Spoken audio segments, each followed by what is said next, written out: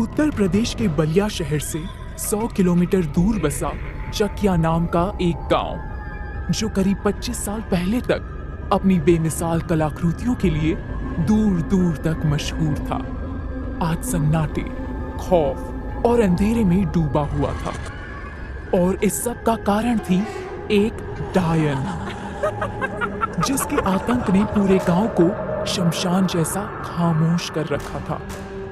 हालांकि एक समय पे उस डायन को एक बहुत बड़े तांत्रिक ने अपनी तंत्र विद्या से एक पुराने बूढ़े बरगद के पेड़ से बांध दिया था, लेकिन उसका खौफ चकिया गांव के लोगों के मन से आज तक नहीं निकल पाया था।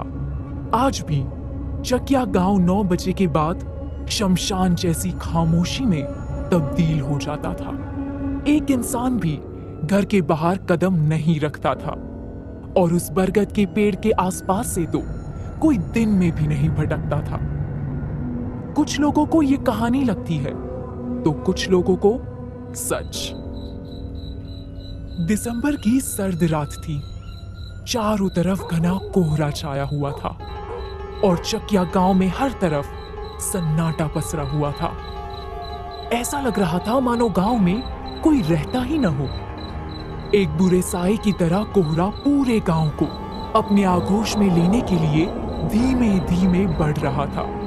लेकिन इस सब से बेफिक्र शंभू नशे में धुत एक कोने में पड़ा हुआ था, मगर डायन का खौफ उसे भी था। नशा कितना भी हो जाए, लेकिन शंभू गलती से भी बूढ़े बरगद के पेड़ के आसपास नहीं भटकता था। वो अपने में ही मदमस्त एक गाना गुनगुना रहा था। गहरे सन्नाटे में उसकी धीमी सी आवाज भी जैसे पूरे आसमान में गूंज रही थी। तभी उस सन्नाटे को चीरते हुए एक साइकिल की घंटी सुनाई दी। ये सुन शंभू खुद में ही बड़बड़ाते हुए बोला, अब इतनी रात में मेरे अलावा किसकी हिम्मत हो गई घर से निकलने की। फिर कुछ सोचते हुए वो बोला, लगता है कोई राहगीर होगा जो रास्ता भटक गया होगा, नहीं तो गांव का आदमी क्यों अपनी जान जोखिम में डालेगा। शंभू ने एक नजर दूर सड़क की तरफ देखा तो कोहरे के कारण उसे कोई दिखाई नहीं दिया, लेकिन साइकिल की घंटी की आवाज रह रहकर उसे सुनाई दे रही थी। उसने जोर से आवाज लगाते हुए कहा, ओ भाई रुक जाओ, ओ भाई। मगर वो साइकिल वाला अपनी धुन में मगन चला जा रहा था। उसने हाथ में टॉर्च पकड़ी हुई थी, जिसकी रोशनी में वो धीमे धीमे आगे बढ़ रहा था, और देखते ही देखते वो उस कच्चे रास्ते की तरफ बढ़ चला, जिस पर चलने की हिम्मत चकिया गांव के किसी भी इंसान में नहीं थी, क्योंकि उसी रास्ते पे था वो खौफनाक बरगद का पेड़। शंभू समझ गया कि इस आदमी ने गलत रास्ता चुन लिया, और ये अपनी मौत को दावत देने के लिए आगे बढ़ रहा है। शंभू हैरान परेशान सा चिल्लाते हुए बोला, ए भाई, उस रास्ते पे मत जाओ, उधर खतरा है, ए भाई। लेकिन वो साइकिल सवार तेजी से आगे बढ़ता हुआ चला गया, मानो उसे कहीं पहुंचने की जल्दी हो। शंभू का डर के कारण नशा उतर चुका था। वो जैसे तैसे अपनी जगह से उठा और उस आदमी को रोकने के लिए लड़खड़ाते हुए आगे बढ़ चला। डर से शंभू की भी हालत खराब हो रही थी। इधर जैसे ही वो राहगीर उस कच्चे रास्ते पे कुछ आगे बढ़ा, उसे एहसास हुआ कि कोई अचानक से उसकी साइकिल के सामने से गुजर गया, किसी हवा के झोंके की तरह। उस आदमी ने अपनी टॉर्च एक बार इधर उधर घुमाई, लेकिन उसे कुछ दिखाई नहीं दिया। उसे अंदर ही अंदर थोड़ी घबराहट महसूस होने लगी। उसने साइकिल की रफ्तार बढ़ा दी, लेकिन कुछ कदम आगे बढ़ते ही अचानक से साइकिल की चेन उतर गई। चेन उतरने की आवाज से उस आदमी का दिल जैसे बैठ सा गया। वो तुरंत ही साइकिल को स्टैंड पे लगा करके चेन चढ़ाने लगा, लेकिन डर और घबराहट के कारण चेन चढ़ भी नहीं रही थी। तभी उस आदमी को एक बार फिर कुछ आहट सुनाई। जैसे कि कोई उसकी तरफ धीमे कदमों से बढ़ रहा हो। उस आदमी की सिट्टी पिट्टी गुम हो गई। अचानक कोहरा थोड़ा थोड़ा छटने सा लगा। उस आदमी ने तुरंत ही टॉर्च की रोशनी एक तरफ डाली तो सामने एक भयानक सा साया दिखाई दिया। वो साया उसी बरगद के पेड़ का था जो दिखने में जैसे सदियों पुराना था। उसकी लंबी लंबी शाखाएं जमीन तक फैली हुई थी और रात के अंधियारे में वो पेड़ किसी भयानक राक्षस जैसा नजर आता था जो किसी को अपनी जड़ों में लपेट के कच्चा निकल जाए। उस आदमी का पूरा शरीर कांपने लगा और वो मन ही मन भगवान का नाम जपने लगा। इस बरगद के पेड़ के रहस्य के बारे में शायद उस आदमी को अंदेशा नहीं था, इसलिए उसने इस रास्ते पर अपने घर जाने का शॉर्टकट समझते हुए साइकिल मोड़ दी थी। उसे नहीं पता था कि ये शॉर्टकट उसकी जिंदगी का सबसे खतरनाक सफर बनने वाला था। किसी तरह उस आदमी ने साइकिल की चेन चढ़ाई और जैसे ही जल्दबाजी में वो थोड़ा आगे बढ़ा तभी उसके कानों के एकदम पास एक मीठी सी आवाज गूंजी। कहाँ जा रही हो?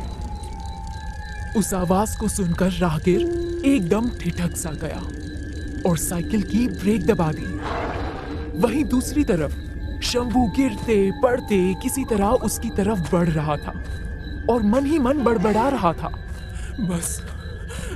बस वो राहगीर उस बरगद के पेड़ के पास ना रुके और अगर कोई आवाज दे तो पीछे मुड़ के ना देखे, वरना अनर्थ हो जाएगा। वो डायन के कोप से नहीं बच पाएगा। इधर सब कुछ उल्टा हो रहा था। राहगीर अपने पीछे से आई मीठी सी आवाज सुन के पलटा, लेकिन उसे कोई दिखाई नहीं दिया। वो हैरानी से इधर उधर देखने लगा। डर के मारे उसकी सांसें तेज गति से चल रही थी। तभी कुछ दूर पेड़ के पास से फिर से वही मीठी आवाज आई। बिट्टू, मेरी बात तो सुनो। इस बार आवाज लुभावनी और किसी को भी मदहोश कर देने वाली थी। अपना नाम सुन वो आदमी चौंक गया, क्योंकि उसके हिसाब से चकिया गांव में शायद ही कोई होगा जो उसको या उसके नाम को जानता था। वो उस आवाज की तरफ बढ़ा, तभी एक हवा का झोंका आया और कोहरा पूरी तरह से छट गया। अपने सामने का नजारा देख उस आदमी की आंखें खुली की खुली रह गई। उसका दिल मचल उठा और धड़कन बिजली की रफ्तार से बढ़ गई, मानो उसने कोई अप्सरा देख ली हो। उसके सामने एक बेहद खूबसूरत औरत खड़ी थी, जिसने एक चटक लाल रंग की साड़ी पहन रखी थी। उसके लंबे घने बाल कमर तक लहरा रहे थे। घूंघट से आधा ढका उसका चांद सा खूबसूरत चेहरा, माथे पे लाल बिंदी, काली खूबसूरत बड़ी बड़ी आंखों में गहरा काजल। उसकी सुंदरता पर 4 चांद लगा रहे थे। राहगीर को समझ नहीं आ रहा था कि ऐसे सुनसान अंधेरे रास्ते में ये औरत यहाँ क्या कर रही है और वो उसका नाम कैसे जानती है। मगर इन सारे सवालों पे भारी पड़ रही थी उस औरत की मदहोश कर देने वाली खूबसूरती। तभी उस औरत ने बड़ी मीठी आवाज में कहा, बिट्टू देखो ना, जाने कैसे मेरी साड़ी का हिस्सा इस पेड़ के धागों में फंस गया है। क्या तुम इसे निकाल दोगे? बिट्टू जैसे उसके रूप को देखकर एक मोहपाश में बंध गया था।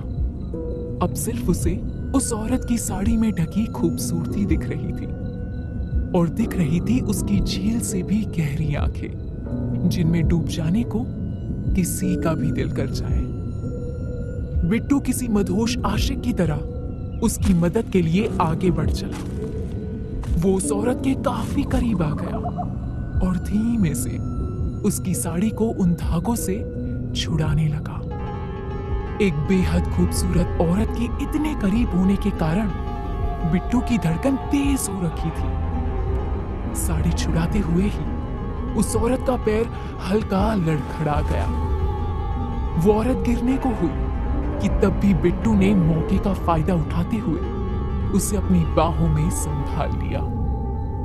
उस औरत का चेहरा अभी भी पल्लू से ढका हुआ था, लेकिन बिट्टू के हाथ उसकी कमर को स्पर्श कर रहे थे। उसकी धड़कन और तेज हो चुकी थी। तुरंत ही बिट्टू ने उसकी साड़ी को धागों से आजाद कर दिया, लेकिन वो खुद उस औरत के हुस्न के जाल में गिरफ्त हो चुका था। वो औरत बिट्टू के एकदम करीब आते हुए बड़ी मदहोश कर देने वाली आवाज में बोली, इस बंधन से आजाद करने के लिए बहुत बहुत शुक्रिया बिट्टू। उसकी खूबसूरती देख के बिट्टू की नीयत में खोट आ चुकी थी। अंधेरे का फायदा उठाते हुए उसने एक झटके में उस औरत को एक बार फिर अपनी बाहों में जकड़ लिया। वो औरत हल्के से मुस्कुराते हुए बिट्टू के कानों के पास बोली, बड़े शैतान हो तुम तो। बिट्टू भी गहरी सांसें भरते हुए बोला, अपना पल्लू हटाओ, मुझे तुम्हारे इस चांद से चेहरे को देखना है। वो औरत बड़ी लुभावनी आवाज में बोली, मेरी साड़ी को तो तुमने पेट से आजाद करा ही दिया है, अब खुद ही मेरा पल्लू हटाकर मेरे चेहरे को भी आजाद कर दो। बिट्टू के मन से हर तरह के सवाल गायब हो चुके थे। वो चेहरे से पल्लू हटाने के लिए उस औरत के करीब बढ़ा, लेकिन जैसे ही उसने पल्लू हटाया, उस औरत का चेहरा देख के उसके होश उड़ गए।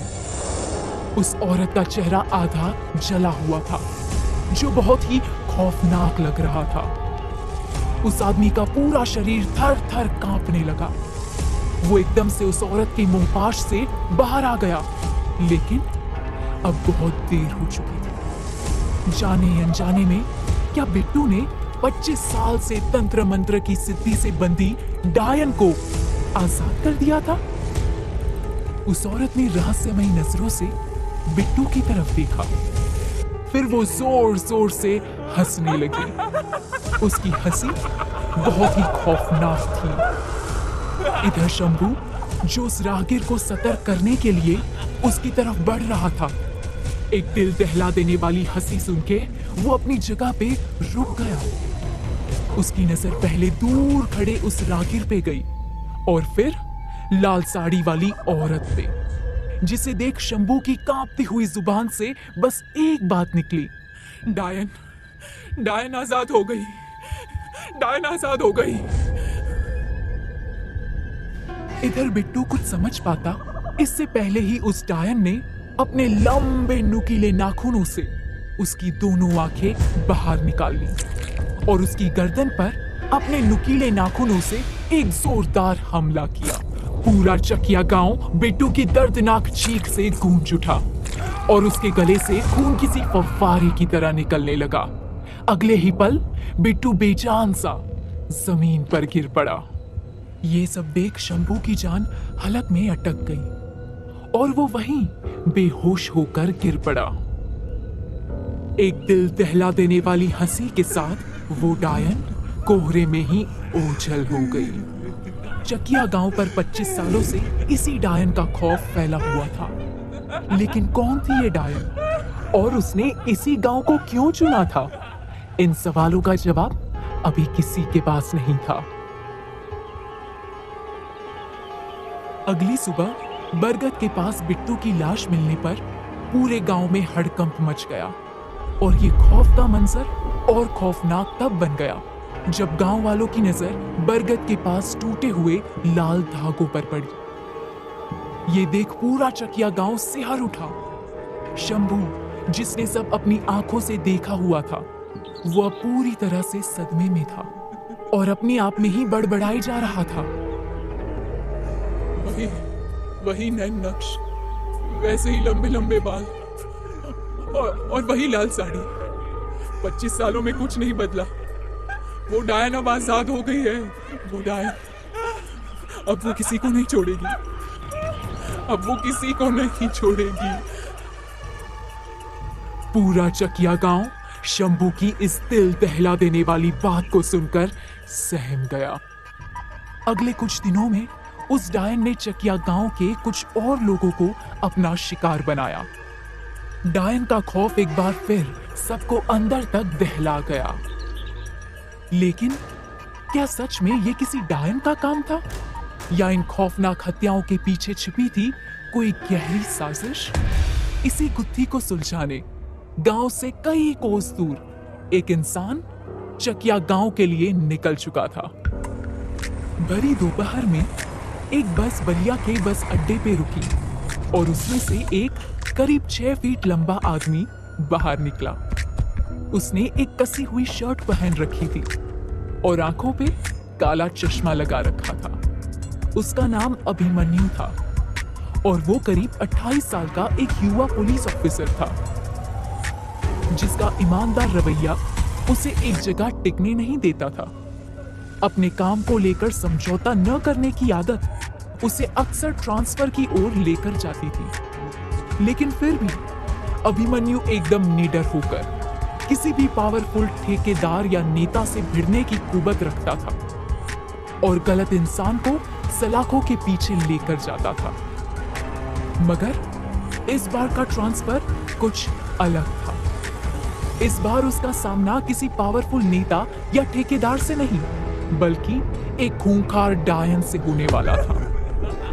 अभिमन्यु को चकिया गांव में हो रही हत्याओं के रहस्य को सुलझाने के लिए भेजा गया था। लेकिन क्या यह इतना आसान होने वाला था?